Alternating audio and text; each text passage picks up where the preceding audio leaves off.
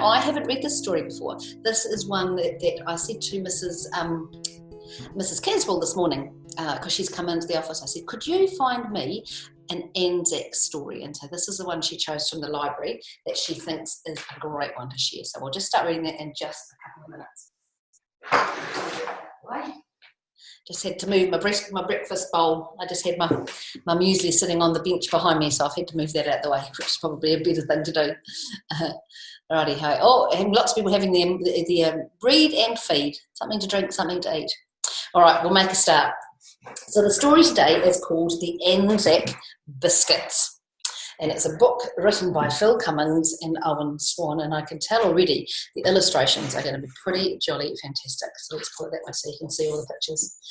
This is called ANZAC Biscuits. And this is cool because this is a new story for me and a new story for you, because I've not read this one before either.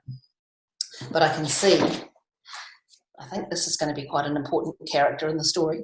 It's a bit like My Baxter, because some of you have seen My Baxter. He's my big black cat at home who likes to have stories as well. Righty-ho. The farm was quiet. Rachel and her mother were in the kitchen.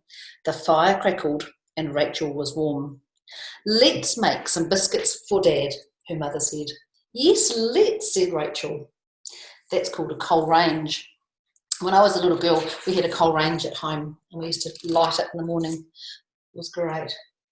The soldier looked across the fields as the night wind howled.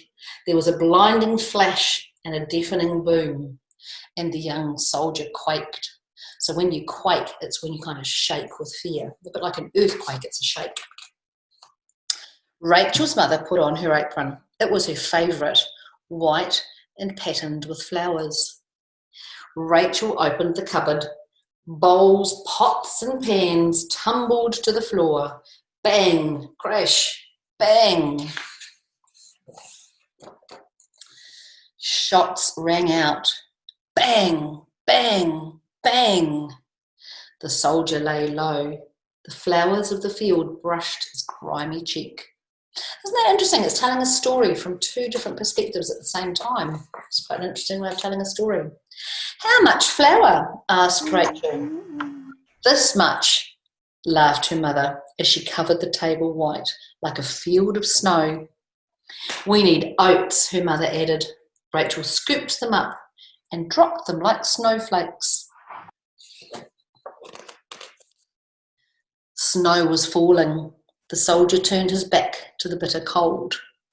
He lifted his collar and lowered his unshaven face to feel the warmth of his own breath. It doesn't look very warm there at all, does it? Rachel licked the spoon. Treacle stuck to her fingers. And look, the cat's licking his feet as well. I wonder if he got something out of the biscuit bowl. The soldier trudged along the trench. Thick mud stuck to his boots. Doesn't look very nice, does it? Cold and wet. Rachel stoked the fire and smoke drifted around. She loved the smell of the burning red gum. I wonder if that's the brother. I wonder if that's the person in the soldier picture story. The soldier bravely lifted his head to peer across the fields. The smoke of angry guns drifted like an ocean mist. It was a choking smell he would never forget. Rachel rolled and patted the biscuits. They lay on the tray, ready to slide into the oven. Rachel and her mother twirled and sang. I don't know that that's a very safe stack of dishes. I think that might end badly. The soldier lay still in his cold bed. He saw stars and he heard singing. The biscuits were cooling, but Rachel took one and nibbled it. That's what I did yesterday too when I made my ANZAC biscuits. I ate one just before it was cold. These are the best biscuits ever, she said. Yes, I think they are, said her mother. Daddy will love them, won't he, said Rachel. I think he will, said her mother. So maybe it's her dad that's the soldier. Aha. And he did. And look at that. Because when soldiers were at war, people would send packages over to them of nice food. Oh, and look, she's even written a little letter, and it says, "Dear Daddy." It's cool, isn't it? That's a beautiful story about the ANZAC biscuits.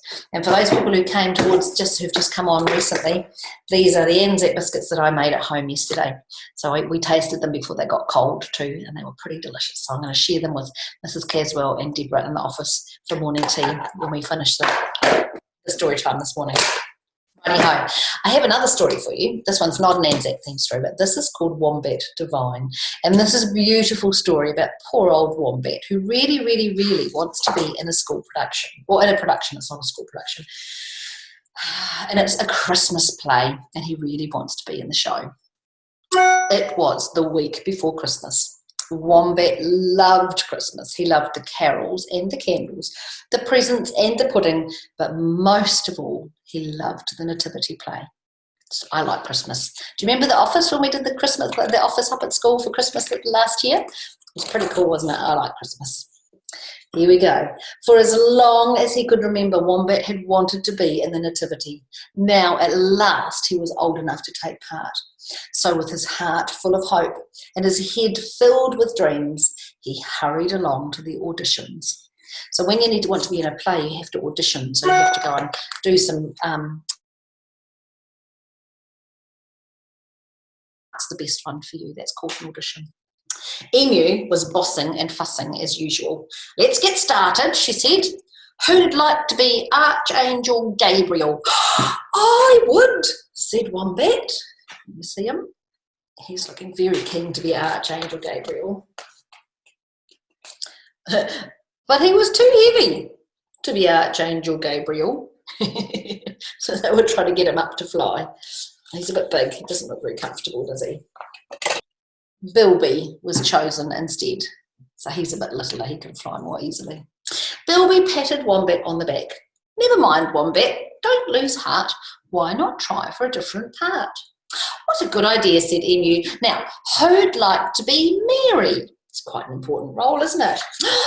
"I would," said Wombat. He's very keen, isn't he? You have to look at the pictures for this one. So he's trying to get on the donkey, which is made up of a koala bear. Oh, he was too big to be Mary. I think the koalas are looking very happy. Look at them, he's looking a bit squished. Numbat was chosen instead. So Numbat's much littler. Numbat stroked Wombat's nose. There, Wombat. Don't lose heart. Why not try for a different part?" "Right," said Emu. "Now, who'd like to be one of the kings?"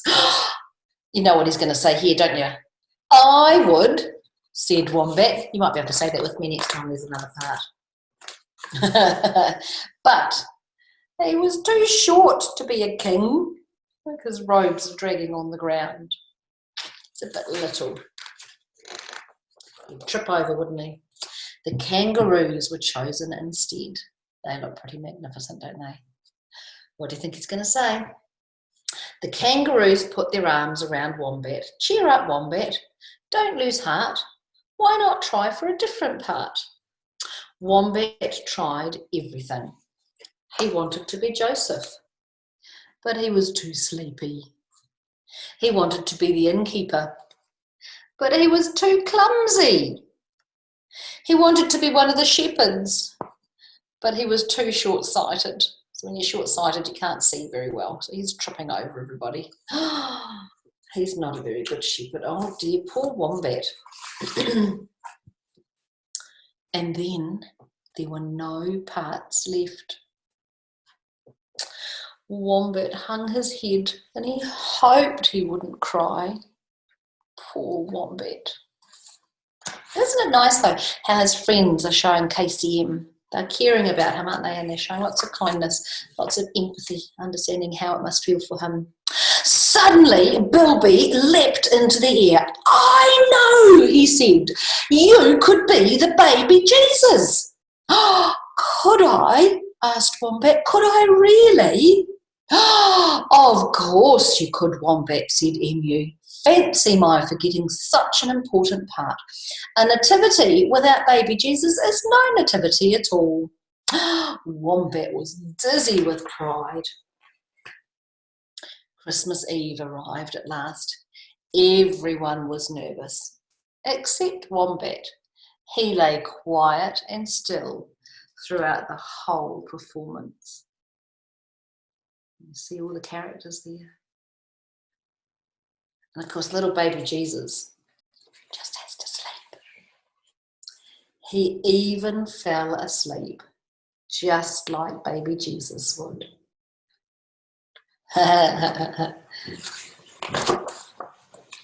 On Christmas Day, when everyone was opening presents and eating pudding, they all agreed it was the best nativity ever. You were divine, Wombat, said Emu. And Wombat beamed. He's a nice creature, isn't he, Wombat? He's a lovely wee chap. So it worked out all right for him in the end, didn't it, with poor old Wombat Devine.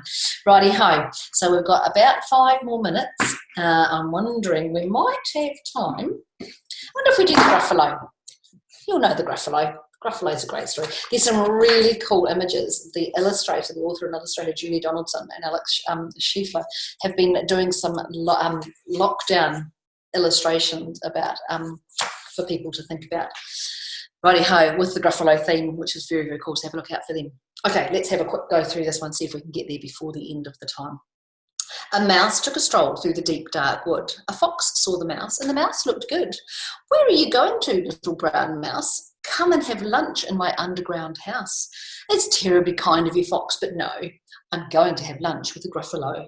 A Gruffalo? What's a Gruffalo? A Gruffalo? What, didn't you know?